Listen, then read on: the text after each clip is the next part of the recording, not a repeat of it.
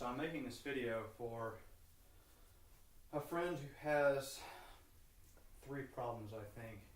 He has quadriceps pain, tendonitis right above the kneecap while sitting after a workout, so it doesn't bother him while he's squatting. He has issues with his dorsiflexion, and he has issues when he's squatting. Basically, his foot wants to, I'm going to try to back up here so you can see, his foot wants to kick out to the side to compensate for lack of flexibility.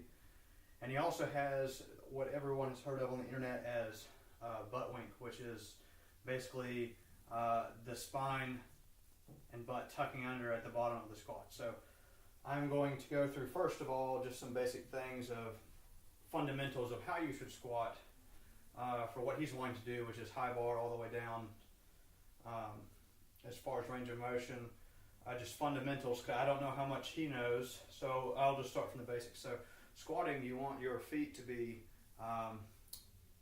right underneath the line of your shoulder makes. Like the center line of your foot should be underneath the line your shoulder makes to the ground. So when you're squatting, though, fundamentally, your knees need to be going out. So if you lack flexibility in your hips, you can't squat and push the knees out. If they're in, you get valgus knee positioning, and that causes pain right here. So I realize you can't see my feet.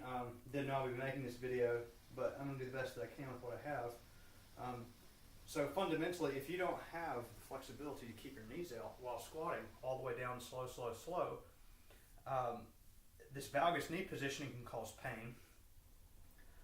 And also, it makes you have a weaker squat. Also, this can be the reason that you have pain in your ankles, because it automatically causes my ankles to cave in.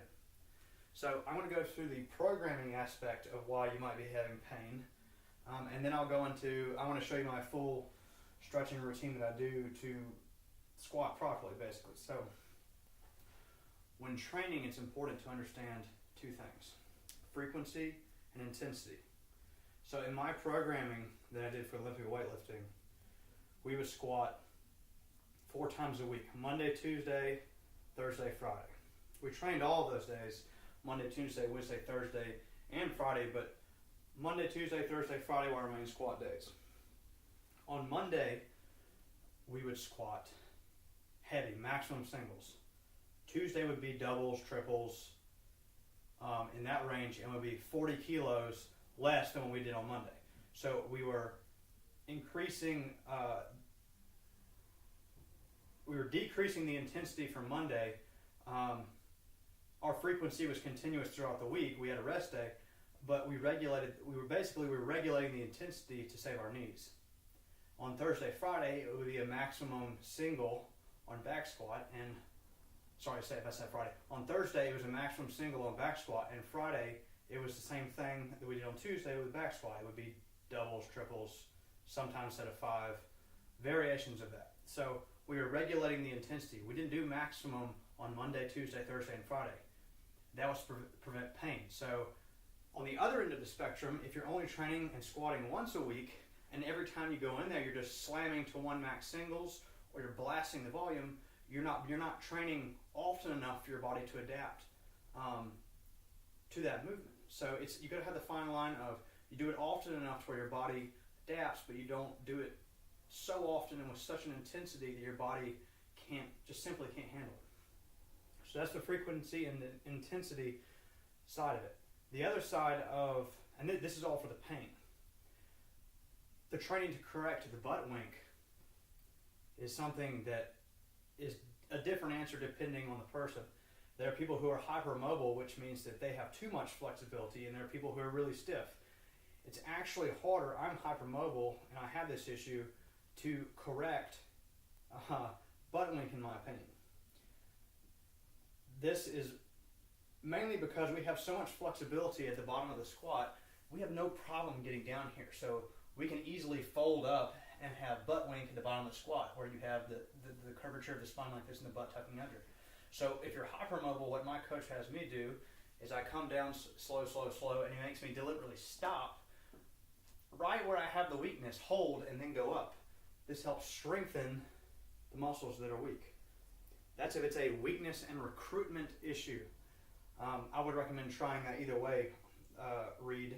I don't think that's going to help your training either way. It's going to make you stronger out of the bottom of your squat, but that should help you. The other thing is you could have issues in the tightness of your flexors and hamstrings that are preventing this. So now we're going to go into the stretching sequence that I talk about. A lot of people, when they stretch their hamstrings, let's see, there's a table right here, they'll put it up, and that's what I do. Say, oh, I'm stretching my hamstrings. You are, but you're not. I'm taking the slack here in my back instead of loading it all into the posterior chain and my hamstrings. So I want to have my foot up. I want to keep my back extended and apply the stretch only from the back of the knee to the hip. So I try and draw my hips back, keeping the back straight, and oh my gosh, it applies the stretch way harder here. So this is how I stretch my hamstrings in a specific way to squatting, because what happens is if these hamstrings are shortened when you're squatting down, they will pull your butt under. So there. A lot of people say, oh, I can go really far on the hamstring stretch and then I'm making them straighten their back out. They're realizing, not really. I just been taking the slack up in my back. So I'm actually going to do this stretch right now because I need to do this. Or the other stretch I'm going to do, move this dumbbell here, is the hip flexor stretch. So you might not be able to see everything, but you'll be able to get the gist. Is putting the foot up on this table or whatever, it doesn't matter what it is, just something to hold the foot up. Getting my knee right underneath my foot if I can, pulling a stretch back. Now I want to push my hips forward and bring my chest back. Most people at that point are already in such an excruciating stretch, this won't be an issue. This opens up your hip flexors, your psoas, all of that. And then you can reach across if necessary and apply that stretch. So you do that to both sides. Knee down. Correction.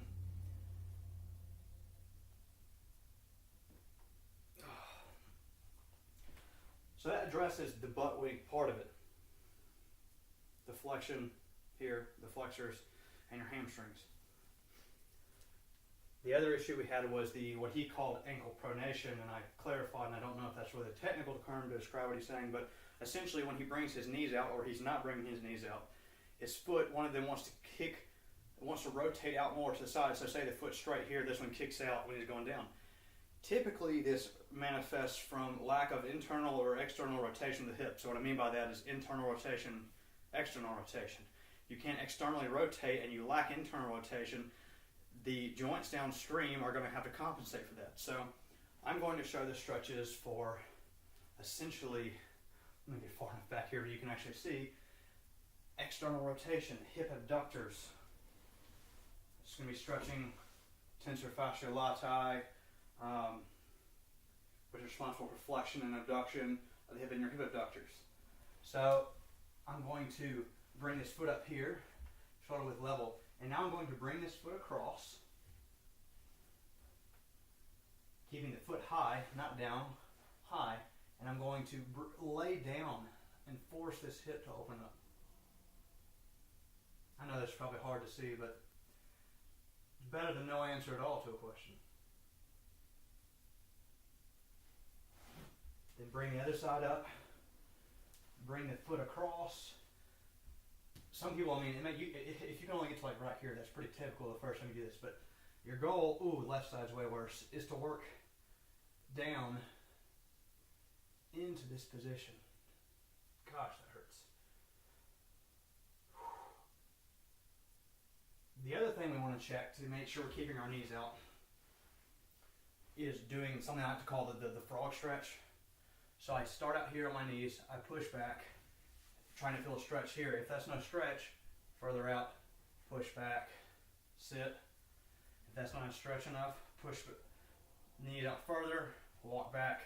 And eventually you're going to feel some, you should be feeling a stretch way sooner than this if you're not doing the stretch. This is not really the most pleasant one to do, but it's going to help open up your groin area and help stretch the psoas muscle, which runs up.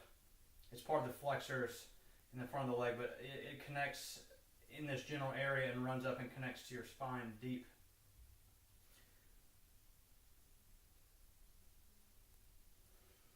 So those are some stretches for keeping the knees out.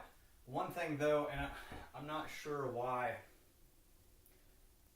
this directly, I can't biomechanically explain, but I know that lack of internal rotation, which is basically when you bring the hip up and you can't rotate at all, like a lot of people can do this, that you can hear, they don't have any of this. You've got to have at least a little bit of that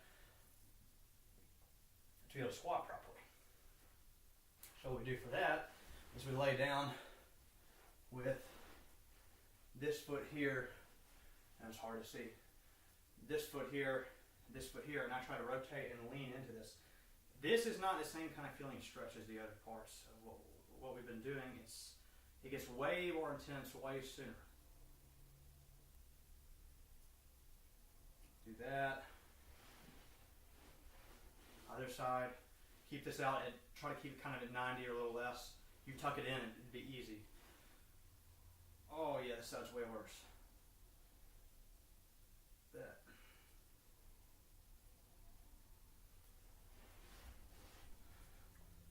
So that's some general stretches you can do for the hip. You can look up other yoga stretches, but that's pretty basic. The other thing we got to work on that could be an issue is dorsiflexion.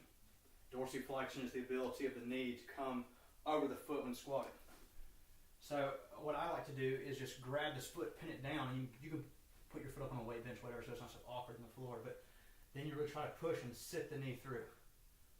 You can also, let's say if this is a wall, which it's not, I realize, put this foot here. Then once it's set, walk up and pull your leg up and apply a stretch. It's just a basic calf stretch. A lot of times though I find that the foot kicking out is because of a lack of internal rotation in the hip. That's been true on me. I addressed this video because I've had all of these problems. So that's kind of some of the stretching you can do. Now, how do you get through pain maintenance?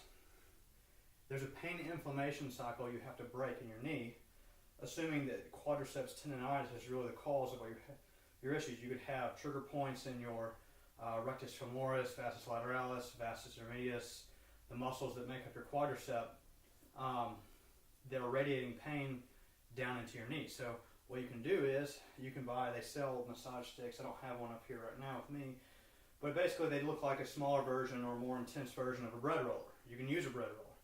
What you would do is you would, say you're sitting down in a chair, you would just take that and you would roll it out like you're rolling dough. You roll the inside, you spot treat, and then you ice. You have to reduce the inflammation. This has to go along with managing your frequency and intensity.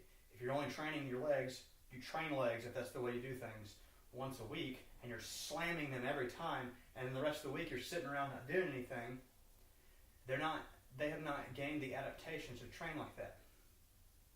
You have to train them frequently and with the right intensity to be doing that kind of training. So you have the massage portion, the myofascial work on the fascia tissue, but then you also have icing to reduce inflammation. I'm not just saying just throw ice pack on there. You got to get something down, compression that's holding the ice tightly. So if you can find put an ice pack on there with like an ace bandage and really crank it down tight to really make sure that the ice pack's getting really deep into the tissue. So we have the training methods, the stretching, and then the pain management. So these symptoms should, assuming there's nothing anatomically wrong, should subside if you work on the tissue release and the icing and stretching and figuring out what biomechanical and recruitment issues you have while squatting. The whole picture has to be addressed. So I hope that helps. If not, oh, and one last thing. Obviously, if you're not wearing Olympic weightlifting shoes with an elevated heel, your ankles are going to require a lot more flexion to compensate for that. So I mean, that's always a good first place to start, is getting some lifts, some actual Olympic weightlifting shoes. You have your Nike Romelios, you have your Adidas Adi Powers, those are the two biggest brands, but that's just some more general advice.